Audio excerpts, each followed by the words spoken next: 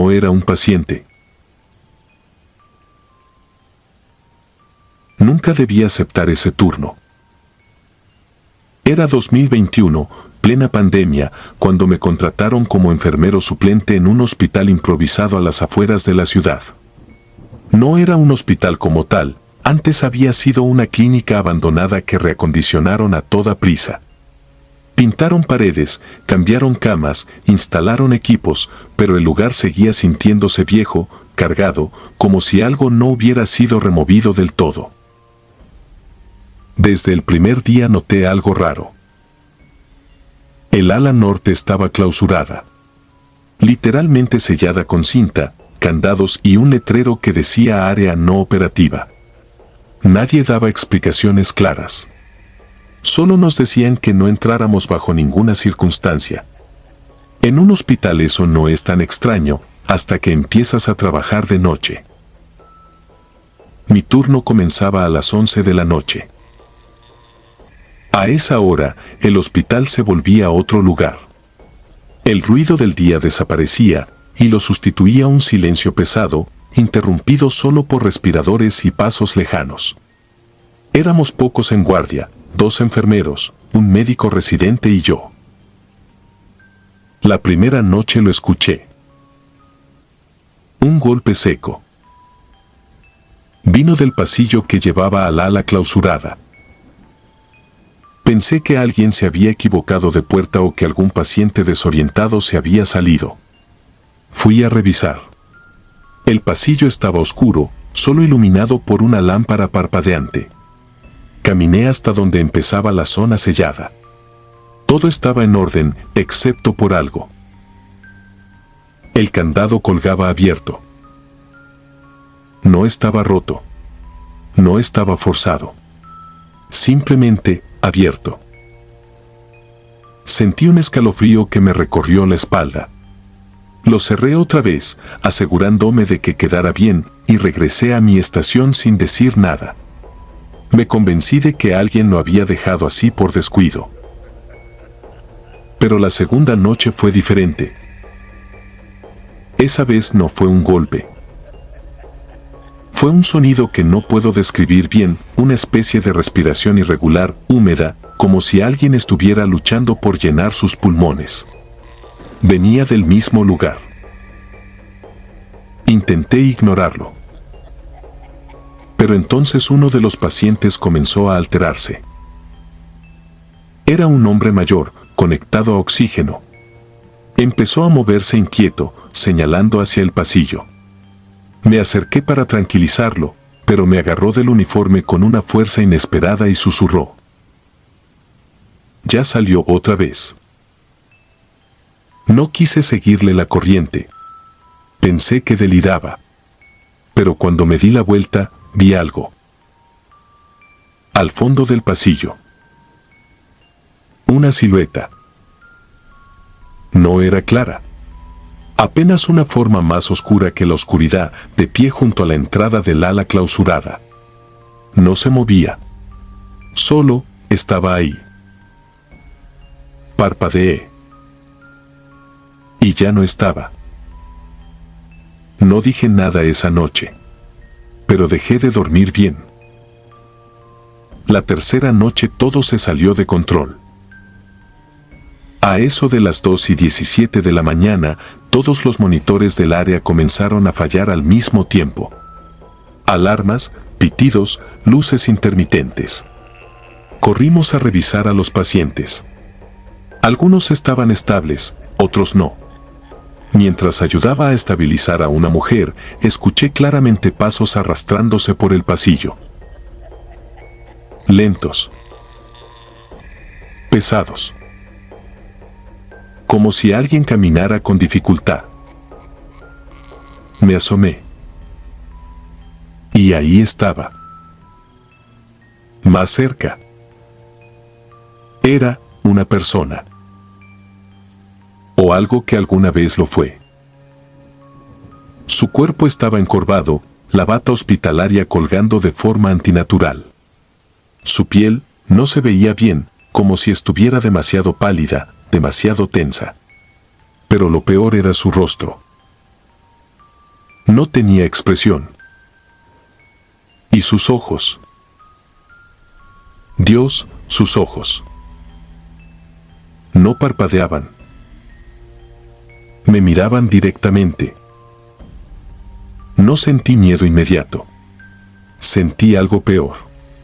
Una especie de reconocimiento. Como si esa cosa me conociera.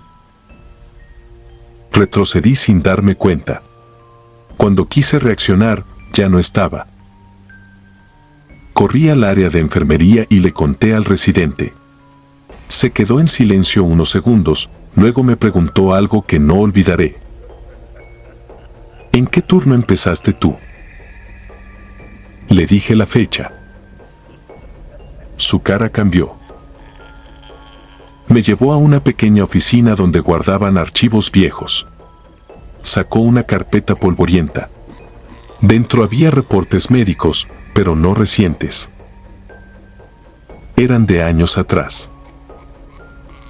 Antes de que ese lugar fuera abandonado. Pacientes con una enfermedad respiratoria desconocida. Casos aislados al principio, luego varios. Personas que llegaban con dificultad para respirar, sin causa aparente. Todos terminaban igual. Asfixiados. Pero había algo más. Un patrón. Las muertes ocurrían siempre después de las 2 de la mañana. Y todos los reportes finales incluían la misma observación escrita a mano. El paciente reporta ver a alguien parado al pie de su cama. Sentí un nudo en el estómago. Le pregunté por qué cerraron esa ala. No respondió de inmediato. Solo pasó la última hoja. Era un reporte diferente. No de un paciente. De un enfermero. Desaparecido. Última ubicación registrada, ala norte. Fecha. La misma que mi primer día de trabajo. Se me heló la sangre. Eso no puede ser, dije. El residente me miró fijo. Desde que reabrimos este lugar, murmuró, siempre falta alguien en turno nocturno. Siempre uno. Nadie lo nota al principio. Solo dejan de venir. Sentí que el aire se volvía pesado. Intenté recordar. Mi compañero de la primera noche, ¿cómo se llamaba? No pude. Intenté visualizar su cara. No estaba. No, susurré, yo estuve solo. El residente negó lentamente. No. Sacó una lista de personal. Señaló un nombre. Tú estabas con él. Leí el nombre. No me sonaba. Pero entonces... un recuerdo. Muy leve. Alguien caminando a mi lado. Alguien hablando conmigo. Alguien que ya no estaba. En ese momento, escuchamos algo detrás de nosotros. Pasos. Arrastrándose. Lentos. Pesados. Y una respiración húmeda, desesperada, justo afuera de la puerta. El residente apagó la luz. Nos quedamos en silencio. Los pasos se detuvieron. Y entonces, alguien tocó. 3 golpes. Suaves. Como pidiendo entrar. No abrimos. No sé cuánto tiempo pasó. Cuando por fin salimos, el pasillo estaba vacío. Pero la puerta del ala norte Estaba abierta. El candado en el suelo. Y dentro había huellas. Huellas húmedas. Como de alguien que no debía estar caminando. No volví. Pero lo peor no es eso. Lo peor es que, semanas después, recibí una llamada del hospital. Pensé que era para confirmar mi renuncia. Pero no. Era para preguntarme ¿por qué había dejado de presentarme a trabajar? Les dije que yo había renunciado. Hubo un silencio. Y la voz al otro lado respondió: aquí no aparece ninguna renuncia ni registro de salida. Mi nombre seguía en turno. En el horario nocturno. En el ala norte. Desde entonces entendí algo que no puedo olvidar. Ese lugar no pierde pacientes. Pierde personal. Y lo reemplaza. Lentamente. Sin que nadie lo note. A veces, me despierto en la madrugada, exactamente a las 2:17. Sin poder moverme. Con esa sensación horrible de no poder respirar. Y lo peor es que no estoy solo. Porque siempre hay alguien de pie al lado de mi cama. Mirándome. Esperando a que me levante para ir a trabajar.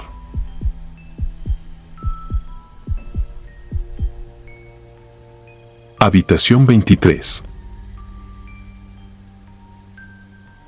Yo trabajé como camillero en un hospital regional de Durango en el año 2011.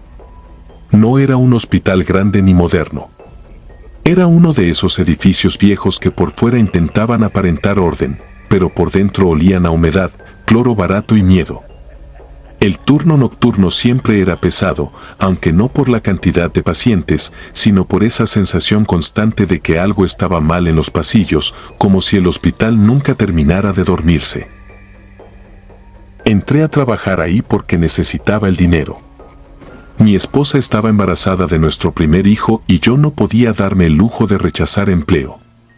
Me asignaron el turno de noche en el área de hospitalización antigua, una sección que ya casi no usaban porque varias habitaciones tenían filtraciones, puertas trabadas y un sistema eléctrico que fallaba a cada rato.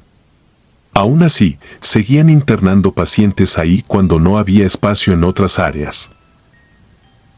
Las primeras semanas fueron normales dentro de lo que cabe. Ancianos que pedían agua a medianoche, familiares llorando en silencio en la sala de espera, médicos agotados que firmaban papeles sin levantar la vista. Pero después empezó a repetirse algo que al principio me negué a tomar en serio. Los pacientes de la zona norte del pasillo hablaban de una mujer. No la describían igual, pero coincidían en lo esencial. Decían que entraba de madrugada, que no hacía ruido, que se quedaba inmóvil junto a la cama y que tenía el rostro cubierto. Algunos aseguraban que llevaba cofia de enfermera antigua, otros decían que parecía una religiosa. Todos, sin excepción, la veían antes de empeorar. La primera vez que me tocó escuchar algo así fue por parte de un señor llamado Ernesto, internado por una infección pulmonar. Cuando fui a moverlo para hacerle una placa portátil, me agarró la muñeca con una fuerza que no parecía de alguien tan débil. Tenía los ojos rojos, hundidos, como si no hubiera dormido en días. Me dijo que no lo dejara solo a las 3 de la mañana. No quiso explicarme mucho más, pero antes de soltarme murmuró que la mujer de la cara tapada ya había ido a verlo 2 veces y que la segunda vez le había acomodado la sábana hasta el pecho, como preparándolo. Traté de tranquilizarlo. Le dije que seguramente soñó algo por la fiebre. Él negó muy despacio y me mostró el borde de su mano derecha. Tenía una marca morada, alargada, como si alguien lo hubiera sujetado con demasiada fuerza. Esa misma madrugada, a las 3:12, el monitor del señor Ernesto empezó a sonar. Cuando llegamos con el médico, ya no tenía pulso. La autopsia preliminar dijo paro respiratorio derivado de sus complicaciones. Algo posible. Algo normal. Algo que no debía sorprender a nadie. Pero a mí me sorprendió porque cuando ayudé a preparar el cuerpo, encontré la sábana perfectamente acomodada hasta el pecho, lisa, sin una sola arruga, como si alguien la hubiera estirado con cuidado después de que murió. Luego pasó con una señora diabética de la 23. Después con un hombre recién operado de vesícula que se estaba recuperando mejor de lo esperado. Siempre igual, primero hablaban de la mujer, luego entraban en pánico y horas después morían sin una explicación que convenciera del todo. Yo no conté nada al principio porque sabía cómo sonaba. En los hospitales viejos siempre hay historias. Que si en pediatría se oyen canicas, que si en urgencias alguien toca puertas cuando no hay nadie. Tonterías de personal cansado. Eso me repetía. Hasta aquella noche. Eran casi las 3.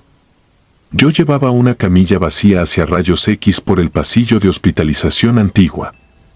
Las luces estaban bajas para no molestar a los pacientes dormidos. Al pasar frente a la habitación 23 vi que la puerta estaba entreabierta. Recordé que ahí habían dejado a una muchacha de unos 25 años que sufrió un accidente en carretera. Iba estable, sedada, con monitoreo continuo. Seguí de largo, pero algo me obligó a detenerme. Adentro no se oía el monitor. Retrocedí y empujé la puerta apenas unos centímetros. No vi a la paciente al principio. Vi a una mujer parada junto a la cama. Muy delgada. Vestida de blanco opaco, como uniforme antiguo amarillento por el tiempo. Tenía la cabeza inclinada, el cabello oculto bajo una tela y las manos apoyadas sobre el pecho de la joven, no apretando, sino acomodando la sábana con una lentitud insoportable. Lo peor no fue verla. Lo peor fue sentir que ella sabía que yo estaba ahí, aunque no podía verle el rostro. Intenté entrar, pero la camilla que traía se atoró en el marco de la puerta.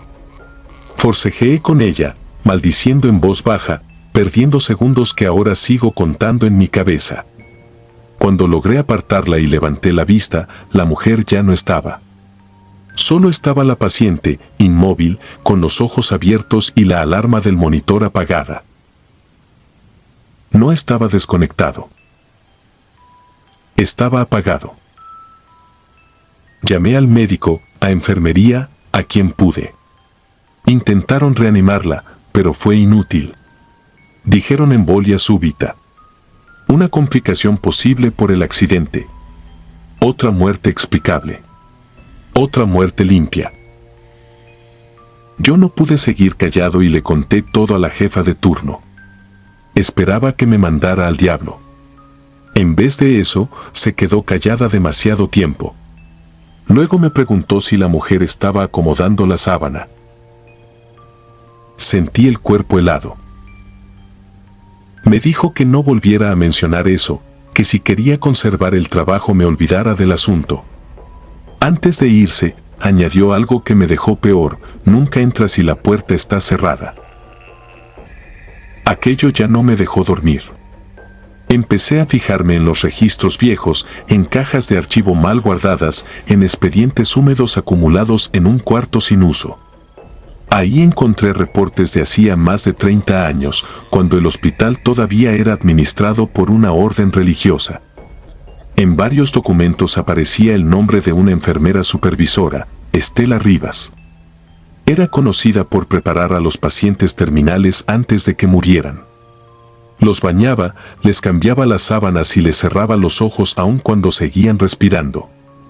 Decían que tenía un don para saber quién no amanecería. La suspendieron cuando una familia la acusó de haber acelerado la muerte de su madre retirándole oxígeno durante la madrugada. nunca pudieron probarlo. Semanas después, Estela apareció muerta dentro del mismo hospital, encerrada en la habitación 23. Oficialmente fue suicidio. Extraoficialmente, el personal decía que alguien la dejó ahí. Renuncié a los 2 días. Mi esposa creyó que había sido por estrés. Nunca le conté lo que vi. Quise enterrarlo y seguir con mi vida. Lo logré a medias. Años después, cuando nació mi hijo y por fin pudimos mudarnos, pensé que todo había quedado atrás. Hasta que una noche, ya casi al amanecer, fui a revisar por qué el bebé no lloraba.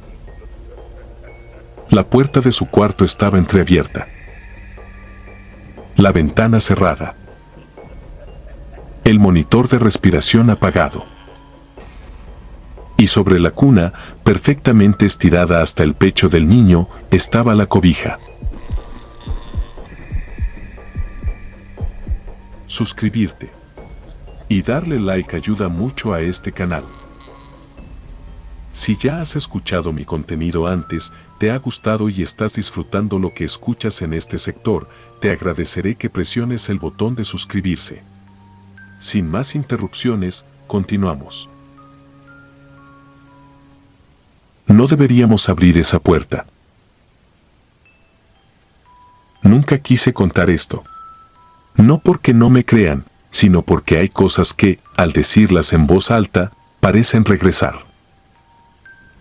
Trabajé como enfermero nocturno en 2019, en un hospital privado a las afueras de Querétaro. Era más grande que otros en los que había estado, pero igual de vacío por las noches. 3 pisos, áreas amplias, iluminación blanca que nunca se apagaba. De madrugada, el silencio era tan pesado que cualquier sonido se sentía fuera de lugar, incluso tu propia respiración. Mi turno comenzaba a las 11. Éramos pocos, otra enfermera, un médico de guardia y un vigilante. Nada más. Todo empezó con el ala vieja del 2º piso. Esa sección había sido clausurada meses antes, supuestamente por remodelación. Las puertas estaban aseguradas con candado, pero no había señales de trabajo. Nadie entraba ahí. Nadie hablaba de ese lugar. Y, como suele pasar, eso era lo que más llamaba la atención. Una noche, mientras revisaba expedientes en el módulo, escuché algo. Un golpe seco. No provenía de ninguna habitación ocupada. Era más profundo, más lejano, como si viniera detrás de una pared. Me levanté. Caminé despacio por el pasillo, tratando de ubicar el origen. Cuando llegué al fondo, lo entendí. El sonido venía del área clausurada. Me quedé quieto, escuchando. Pensé que tal vez el vigilante estaba haciendo alguna ronda interna. Pero no, ese lugar estaba cerrado con llave y la única copia la tenía administración. Entonces volvió a escucharse. Esta vez no fue un golpe. Fue algo arrastrándose. Lento. Pesado. Como si alguien estuviera caminando sin levantar los pies. Sentí un frío que no venía del aire acondicionado. Dudé unos segundos, pero hice lo que cualquier persona racional haría. Me fui. Volví al módulo y no dije nada. Me convencí de que era mi imaginación, que el cansancio me estaba jugando una mala pasada. Hasta que la otra enfermera, Clara, llegó pálida al módulo. Me preguntó, casi en susurro, si yo había escuchado eso. No tuve que preguntar a qué se refería. Desde esa noche, ambos comenzamos a notar cosas. Luces que parpadeaban en el pasillo que daba al ala clausurada. Puertas de habitaciones cerradas que amanecían entreabiertas. Pacientes que aseguraban haber visto a alguien parado en el fondo del pasillo, alguien que no se movía, pero que tampoco desaparecía. Uno de ellos, un hombre que se recuperaba de una cirugía, me tomó del brazo con desesperación. «No la deje entrar otra vez», me dijo. «Esa mujer no respira». No había ninguna mujer asignada a esa área. No en ese piso. No en ese turno. Intentamos ignorarlo. De verdad lo intentamos. Pero todo cambió una madrugada. Eran las 3:17. Lo recuerdo porque el reloj digital del módulo estaba justo frente a mí cuando escuchamos el golpe. Esta vez no fue uno solo. Fueron varios. Como si alguien estuviera golpeando una puerta desde adentro. Clara y yo nos miramos sin decir nada.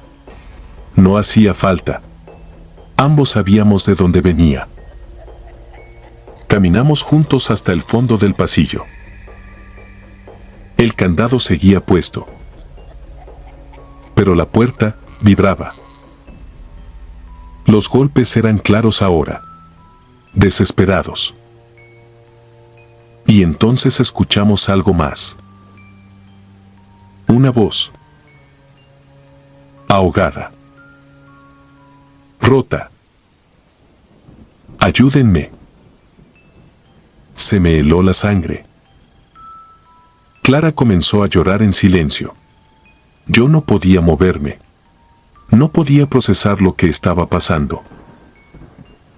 Porque esa voz no sonaba como la de alguien vivo. Sonaba desgastada. Como si llevara mucho tiempo intentando salir. De pronto, los golpes se detuvieron. Silencio absoluto. Pensé que había terminado. Hasta que el candado empezó a moverse. Solo. Giró lentamente hasta caer al suelo. La puerta se abrió apenas unos centímetros. El olor fue lo primero que salió. Un olor denso, húmedo, como metal oxidado y carne encerrada demasiado tiempo. Clara se cubrió la boca. Yo empujé la puerta sin pensar. No sé por qué lo hice. Tal vez por instinto.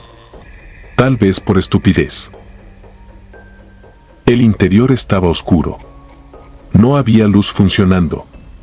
Solo la iluminación tenue del pasillo alcanzaba a dibujar sombras largas dentro. Y entonces la vimos. Al fondo. De pie. Una mujer. Delgada. Inmóvil. Con una bata de hospital, vieja, manchada. Su cabeza estaba inclinada hacia un lado, como si el cuello no pudiera sostenerla bien. ¿Y sus brazos? Sus brazos colgaban de forma antinatural, como si hubieran sido jalados demasiado fuerte. No deberíamos estar aquí, susurró Clara. La mujer levantó la cabeza lentamente. Y entonces entendí algo que nunca voy a poder olvidar. Sus ojos no estaban. Solo había cavidades oscuras, húmedas. Pero aún así, nos estaba viendo. Dio un paso, arrastrando los pies. El mismo sonido que habíamos escuchado noches atrás. Yo retrocedí. Clara no pudo. Se quedó paralizada. «Corre», le dije. Pero no reaccionó. La mujer se acercó más. Y entonces habló. No con su boca. La voz salió de algún lugar más profundo, como si viniera desde dentro del cuerpo. No nos dejaron salir. En ese momento, todas las luces del pasillo se apagaron. Por completo. Oscuridad total. Escuché un golpe. Un grito ahogado. Y luego silencio. Cuando las luces regresaron, Clara ya no estaba. Solo quedaba su gafete en el suelo. Y una marca. Como si alguien la hubiera arrastrado hacia el interior del ala clausurada. Nadie me creyó. La versión oficial fue que Clara abandonó su turno. Que se fue sin avisar. Que nunca regresó. Pero yo sé lo que vi. Y sé lo que escuché después, durante semanas. Golpes. Arrastres. Y más voces. No una. Varias. Como si hubiera más personas atrapadas ahí dentro. Años después, revisando archivos antiguos por pura obsesión, encontré algo que me dejó sin aire. Ese hospital, antes de ser remodelado, había tenido un incidente. Un incendio en el segundo piso. En el ala que ahora estaba clausurada. Hubo pacientes que no pudieron ser evacuados a tiempo. Pacientes sedados. Pacientes inmovilizados. Pacientes que nunca salieron. El reporte decía que todos habían muerto por inhalación de humo. Pero había una nota adicional. Una que no estaba en el informe oficial. Una observación escrita por un paramédico. Algunas habitaciones estaban cerradas por fuera. Desde entonces, cada vez que escucho un golpe en la noche, me quedo inmóvil. Porque hay algo que entendí demasiado tarde. Ellos no están intentando salir. Están intentando que alguien entre. Y lo peor es que ahora saben cómo abrir la puerta.